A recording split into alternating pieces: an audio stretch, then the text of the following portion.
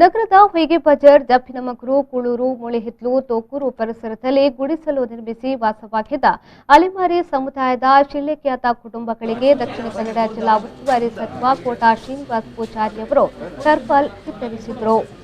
ಈ ಸಂದರ್ಭದಲ್ಲಿ ಮಾತನಾಡಿದ ಅಲೆಮಾರಿ ಮತ್ತು ಅರೆ ಅಲೆಮಾರಿ ನಿಗಮದ ಅಧ್ಯಕ್ಷರಾದ ರವೀಂದ್ರ ಶೆಟ್ಟಿ ಉಳಿದೊಟ್ಟು ಅವರು ದಕ್ಷಿಣ ಕನ್ನಡ ಜಿಲ್ಲೆಯಲ್ಲಿ ಎದುರಾದ ತೌಕ್ತೆ ಚಂಡಮಾರುತದ ಪ್ರಭಾವದಿಂದಾಗಿ ಅಲೆಮಾರಿ ಶಿಳ್ಳೆಖ್ಯಾತ ಕುಟುಂಬದ ಗುಡಿಸಲುಗಳು ಟರ್ಪಾಲ್ಗಳು ತೀವ್ರವಾಗಿ ಹಾನಿಯಾಗಿದ್ದವು।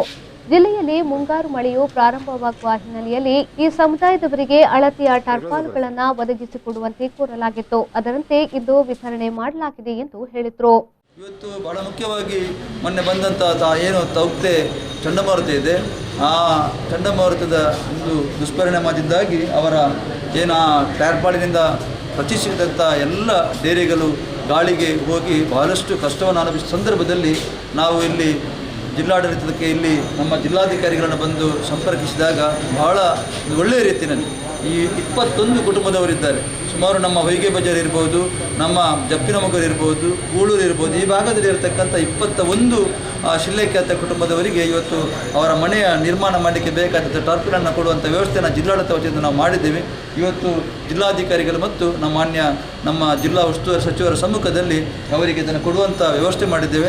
ನಾನು ನಮ್ಮ ಕರ್ನಾಟಕ ಅಲೆಮಾರಿ ಮತ್ತು ಅರೆ ಅಲೆಮಾರಿ ಅಭಿವೃದ್ಧಿ ನಿಗಮದ ವತಿಯಿಂದ ಮಾನ್ಯ ಜಿಲ್ಲಾಧಿಕಾರಿಗಳಿಗೆ ಮತ್ತು ನಮ್ಮ ಮಾನ್ಯ ಸಚಿವರಿಗೆ ಈ ಸಂದರ್ಭದಲ್ಲಿ ಅಭಿನಂದನೆಗಳನ್ನು ಸಲ್ಲಿಸುತ್ತೇನೆ।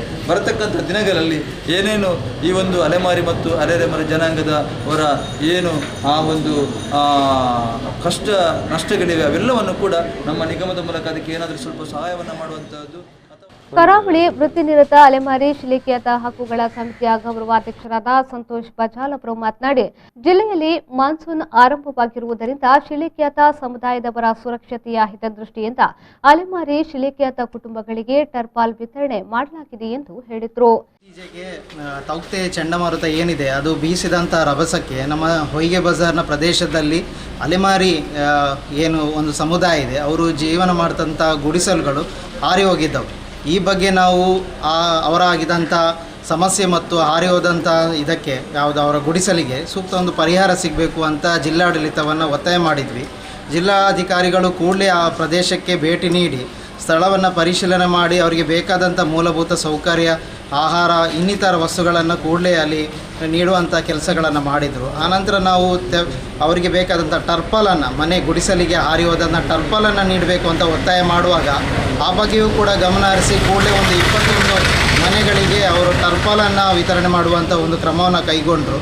ಆ ಒಂದು ವಿತರಣಾ ಕಾರ್ಯಕ್ರಮವನ್ನು ಇವತ್ತು ಜಿಲ್ಲಾಡಳಿತ ಇಂದು ಮಾನ್ಯ ಉಸ್ತುವಾರಿ ಮಂತ್ರಿಯಾಗಿರ್ತಕ್ಕಂಥ ಕೋಟಾ ಶ್ರೀನಿವಾಸ್ರವರ ಒಂದು ಸಮ್ಮುಖದಲ್ಲಿ ಅದನ್ನು ಮಾಡಿದರು।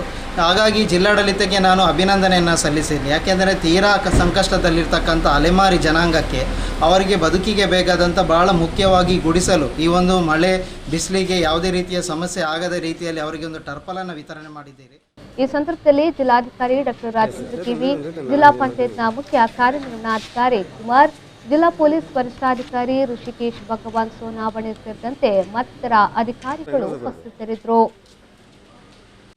ನಮಗೆ ನಾವು ಇರೋ ಪರಿಸ್ಥಿತಿ ನೋಡಿ ನಮ್ಮ ಸಂಘದ ಗೌರವಾಧ್ಯಕ್ಷರಾದ ಸಂತೋಷ್ ಕುಮಾರ್ ಅವರು ನಮ್ಮ ಜೊತೆಗೆ ಇದ್ದು DC ಅವರಿಗೆ ಸ್ವಲ್ಪ ಮನವಿ ಕೊಟ್ಟು ಮತ್ತು ರವೀಂದ್ರ ಶೆಟ್ಟಿ ಸರ್ಗೆ ಅವರಿಗೆ ಸ್ವಲ್ಪ ಮನವಿ ಕೊಟ್ಟು ನಮ್ಮ ಕಷ್ಟ ಎಲ್ಲ ಅವರಿಗೆ ತಿಳಿಸಿ ನಮಗೆ ಈಗ ಜಿಲ್ಲಾಡಳಿತದಿಂದ ಟೆಂಟ್ ಟರ್ಪಲನ್ನು ವಿತರಣೆ ಮಾಡಿದ್ದಾರೆ।